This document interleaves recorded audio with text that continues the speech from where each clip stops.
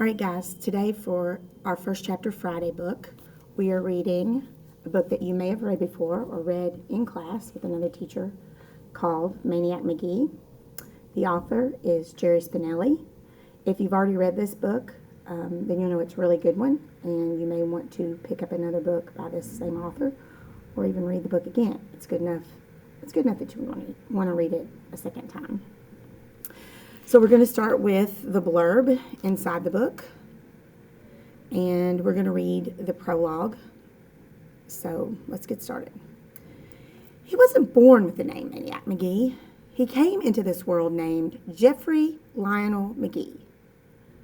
But when his parents died and his life changed, so did his name. And Maniac Magee became a legend. Even today, kids talk about how fast he could run, about how he hit an inside-the-park frog homer, how no knot, no matter how snarled, would stay that way once he began to untie it. Little girls jumping rope chant, "Maniac, maniac, he's so cool. Maniac, maniac, don't go to school. Runs all night, maniac, maniac, kissed a bull." But the thing Maniac Magee is best known for is what he did for the kids from the east side and those from the west side. He was special, all right. And this is his story. And it's a story that is very careful not to let the facts get mixed up from the truth. All right, so let's read the prologue from Maniac Magee by Jerry Spinelli. Here's the title page, guys.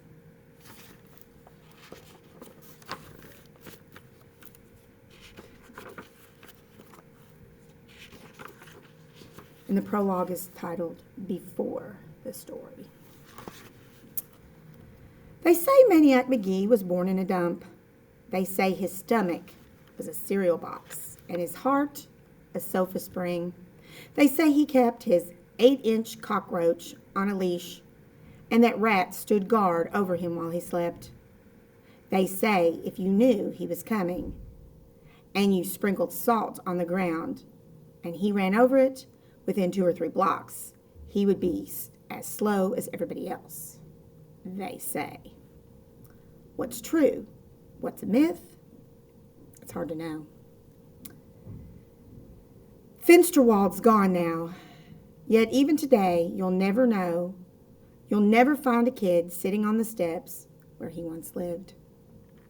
The Little League field is still there. And the band shell. Cobble's Corner still stands at the corner of Hector and Birch. And if you ask the man behind the counter, he'll take the clump of string out of the drawer and let you see it. Grade school girls in 2 mills still jump rope and chant, "Maniac, maniac, he's so cool. Maniac, maniac, don't go to school. Runs all night, runs all right. Maniac, maniac, kissed a bull." And sometimes the girl holding one end of the rope is from the west side of Hector, and the girl on the other end is from the east side. And if you're looking for Maniac Magee's legacy or monument, that's as good as any, even if it wasn't really a bull. But that's okay, because the history of a kid is 1 part fact and 2 parts legend and 3 parts snowball. And if you want to know what it was like back when Maniac Magee roamed these parts, well, just run your hand under your movie seat and be very, very careful not to let the facts get mixed up with the truth. Part 1. Chapter 1. Maniac Magee was not born in a dump. He was born in a house, a pretty ordinary house, right across the river from here in Bridgeport. And he had regular parents, a mother and a father, but not for long. One day his parents left him with a sitter and took the P&W high-speed trolley into the city. On the way back home, They were on board when the P&W had its famous crash, when the motorman was drunk and took the high trestle over the Schuylkill River at 60 miles an hour, and the whole caboodle took a swan dive into the water. And just like that, Maniac was an orphan. He was 3 years old. Of course, to be accurate, he wasn't really Maniac then. He was Jeffrey Lionel Magee. Little Jeffrey was shipped off to his nearest relatives, Aunt Dot and Uncle Dan. They lived in Hollidaysburg, in the western part of Pennsylvania. Aunt Dot and Uncle Dan hated each other, but because they were strict Catholics, they wouldn't get a divorce. Around the time Jeffrey arrived, they stopped talking to each other. Then they stopped sharing. Pretty soon, there were 2 of everything in the house. 2 bathrooms, 2 TVs, 2 refrigerators, 2 toasters. If it were possible, they would have had 2 Jeffreys. As it was, they split him up as best they could. For instance, he would eat dinner with Aunt Dot on Monday and with Uncle Dan on Tuesday, and so on. 8 years of that. Then came the night of the spring musicale at Jeffrey's school. He was in the chorus. There was only one show and one auditorium, so Aunt Dot and Uncle Dan were forced to share at least that much. Aunt Dot sat on one side and Uncle Dan on the other.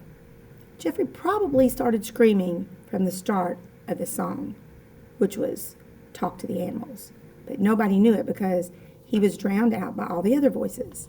Then the music ended and Jeffrey went right on screaming. But his face, bright red by now, his neck bulging, the music director faced the singers, frozen with his arms still raised.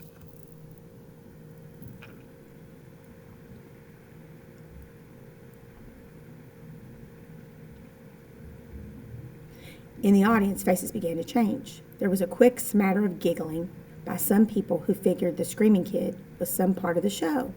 Some funny animal, maybe. Then the giggling stopped, and eyes started to shift, and heads started to turn, because now everybody could see that this wasn't part of the show at all. That little Jeffrey Magee wasn't supposed to be up there on the risers, pointing to his aunt and uncle, bellowing out from the midst of the chorus, "Talk, talk, talk, will ya? Talk, talk, talk." No one knew it then, but it was the birth scream of a legend. And that's when the running started. 3 springy steps down from the risers, girls in pastel dresses screaming, the music director lunging, a leap from the stage, out the side door, and into the starry sweet onion grass smelling night, never again to return to the house of 2 toasters, never again to return to school. So that's the end of First Chapter Friday. So if you weren't here, go into your Bellwork slides and go to Friday and click on the picture on the slide of the Google form, and it should pop up a link for the Google form, and fill it out for your First Chapter Friday. And again, your book is called Maniac Magee. The author is Jerry Spinelli. All right, take care.